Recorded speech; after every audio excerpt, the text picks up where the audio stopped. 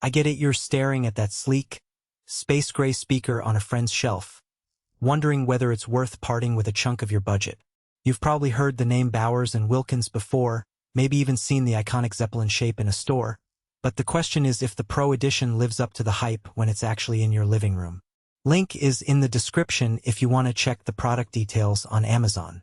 I've spent the last couple of weeks setting this thing up in a few different spots: my kitchen, the home office, and the master bedroom, so let's walk through what that looks like in real life and help you decide if it's the right fit before you click Add to Cart.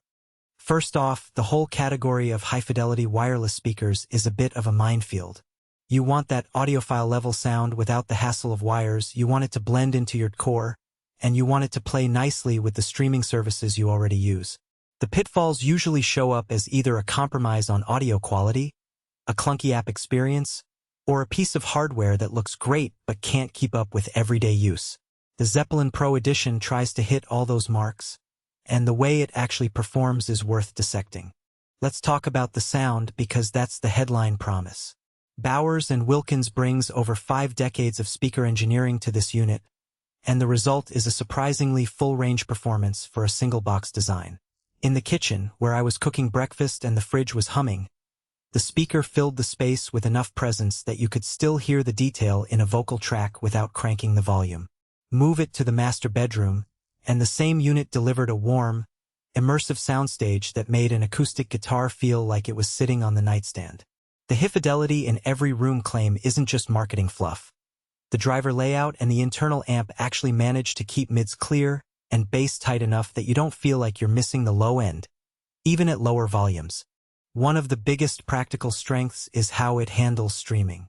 The speaker comes with built-in support for Amazon Music, Deezer, and Qobuz, so you can skip the extra step of casting from your phone if you're already subscribed. I paired it with my Amazon Echo Show and set it as a default speaker for Alexa music commands, and it responded instantly, no lag, no dropped connections. The Bluetooth connection is solid, staying paired even after a night of being turned off and on again. For those who already have a library spread across multiple services, the ability to switch between them on the fly without juggling different apps is a real time saver. Multi-room capability is another area where the Zeppelin Pro Edition shows its teeth. Using the Bowers and Wilkins app, I linked 2 speakers, one in the living room, one in the hallway, and they synced perfectly for a continuous soundtrack as I moved about. There's no audible delay, which is something you'll notice with cheaper Bluetooth-only solutions. If you already have other B&W products, this integration feels seamless, turning a collection of speakers into a cohesive system rather than a collection of isolated units.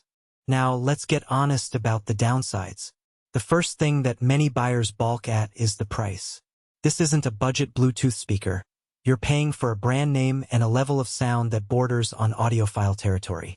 If you're mainly looking for a portable speaker to toss in a backpack for a weekend, you might find the size a little bulky compared to the typical mini Bluetooth options.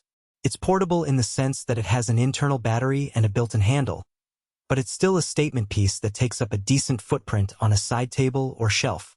In small apartments where space is at a premium, that could feel like a compromise. Another practical consideration is the reliance on the Bowers and Wilkins app for certain functions. While the basic Bluetooth pairing works straight from your phone settings, setting up multi-room sync, tweaking EQ, or managing firmware updates requires the app.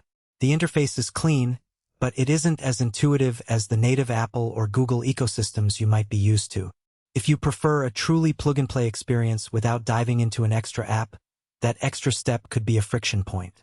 Battery life is decent for occasional use, but it's not a marathon performer. I found that,